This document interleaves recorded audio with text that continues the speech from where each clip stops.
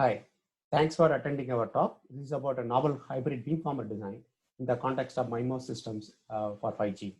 Myself, Ganeshan Tyagarajan. This joint work with Dr. Sanjeev from PS University. Here is a quick outline of the talk. We'll introduce the problem and summarize the contributions, explain the system model and the three beamforming methods, followed by simulation results and concluding remarks. So the massive MIMO systems, as the name says, use large number of antennas.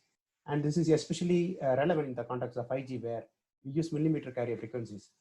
In millimeter wave carrier frequencies, the path loss is one of the problem that we need to address. And one way to compensate for the path loss is to provide more number of antennas, which provides the beamforming gain. But we're using large number of antennas comes with another problem that the hardware complexity has gone up. And hybrid beamforming is one of the architectures which is popularly used to trade off the complexity versus performance.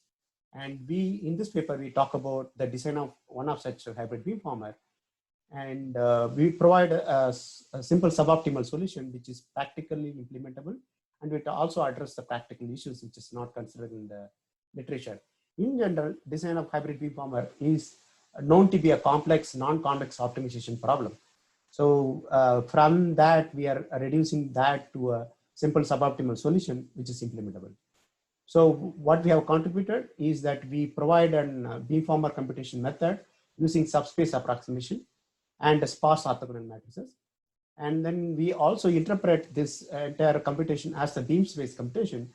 And using that, we justify the number of minimum number of transmit receive chain RF chains required for the given spatial streams, given number of spatial streams. And based on this outlook, we have explained the three beamformers, and the Monte Carlo simulations are provided at the end to demonstrate the performance of the method.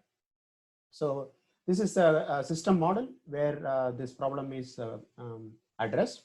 So the user data at the transmitter, say the G node B, is mapped to several spatial streams using layer mapping, and that gets beamformed using digital beamformer into M spatial M RF baseband streams, and this M streams are connected to the NT antennas via multiple analog beamformers. These analog beamformers, as you can see, one analog beamformer need not be connected to all NT antennas because that increases the complexity. So we limit one analog beamformer addressing fewer number of antennas, and say for example, if NT is 100. And antennas 1 to 10 is addressed by analog beamformer 1, and 11 to 20 is addressed by analog beamformer 2, and so on.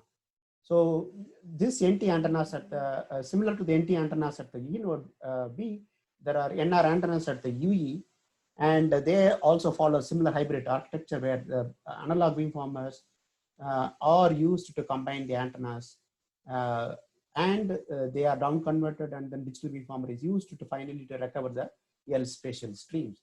This framework works in a closed loop way, in the sense that the digital beamformer output is used to estimate a channel matrix, and that channel information is used to compute the weights which are shared between the analog and digital, as well as the transmitter and the receiver.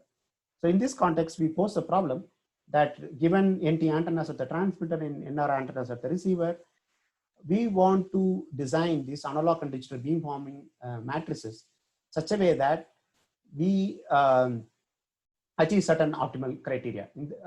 So in this model, the channel, what I have taken is taken as IID Gaussian, complex Gaussian, zero mean unit variance. Now this is a signal model. Y is the received signal vector at the UE, and H is the channel matrix. WR, WB stand for the analog beamforming matrix and the digital beamforming matrix. And the S is the user vector, which is transmitted, and E is the received noise vector. So when beamforming is applied at the transmitter, so we are using WRV matrices to multiply S. And similarly at the receiver, when you are applying beamforming matrices, we pre-multiply FB, FR Hermitian in front of H, or in other words, the beamforming matrices FB Hermitian, FR Hermitian apply to the received signal vector Y. And the goal is to design these matrices WR, WB, FR, FB, such a way that it meets an optimality criteria. In this case, we are taking the maximizing the data rate. In general, this design is a non-convex optimization problem. So how do we solve this? So before we also we step into the solution, we have to address the three practical issues regarding the hybrid architecture. One, if you use a higher number of analog beamformers, higher is the complexity. So we want to minimize them. So inherently, we want to have a sparse structure in the hybrid beamforming matrix. And second thing is analog beamforming weights have limited precision in terms of number of phase shifts and the analog amplitude control that you have. The third one is that analog beamforming should not be changed very often because one beam in general addresses multiple users. So it's just because one user moves or the channel changes slightly, we don't want to change the entire analog beamforming matrix. And this we want to adapt analog beamforming matrix as slow as possible. So given that, so how we look at how the transmit beamforming is solved. Assume NT transmit antennas and M receive chains, and NT by M antennas are attached to each analog beamforming matrix. So this is the receive signal model. And now the requirement is just to design these precoding matrix WR and WB such that it approximates, the product approximates the precoding matrix, which is the right singular eigenvectors. It is well known that right singular eigenvectors are the optimal precoding matrices for the transmitter. And we want to approximate that as close as possible. How do we do the approximation? Here we use the sparse orthogonal matrices constructed from complex orthogonal STPC codes. So what we do, we take a complex orthogonal STPC code and then lift it to a higher dimension using zero padding and Kronecker products. And for more details, you look at the paper. So we lift this complex orthogonal STPC codes into higher dimension to create a sparse orthogonal matrix and use that to approximate the right singular vectors. So how do we do the approximation? So we take the right singular eigenvectors, say VL, V1 to L, and then we want to design WR into WB such that it approximates. And that approximation is done through this subspace approximation lemma, where it says that if V1 is a subspace spanned by V1L and V2 is a subspace spanned by WR, the best approximation of V1 by the basis vector V2 is achieved when we minimize the angle between the two subspaces. That is, for the given matrix V, we choose the columns of WR, which comes from the whose entries comes from the finite set, such that this norm is maximized, which means that angle between the subspaces are minimized. Now, so this, if you look at this particular method, we are meeting two, we are addressing two practical constraints. One, we are imposing a sparse structure by choosing the sparse orthogonal matrix WR, and the entries of WR comes from a finite set, which has finite set of phase shift and amplitude shift values. So the two constraints are met by this search procedure. Now, to meet the optimality criteria of the data rate, we choose WB such that this product is approximately V. In other words, if I take V equal to WR, WB, and since WR is chosen to be orthogonal, by pre-multiplying by WR Hermitian with V, I will obtain WB. So in this whole process, there is no iteration in designing the WR and WB matrices, which are obtained directly by imposing constraint on the WR, one, the sparsity constraint. And second thing is the entries of WR comes from the finite set. Even though the entries are coming from the finite set, by choice of the STPC code based structure, it is naturally orthogonal, and we exploit that structure. So the computational complexity of WB is just a matrix product, and the computational complexity of WR is as a combinatorial search over a small set. And now we have obtained the WR and WB, hence we can compute the data rate for the given precoding matrices. And we use here the PT as a total power, which is spread across equally spread across the NT transmit antennas. However, this also can be used for doing power distribution across according to the spatial modes.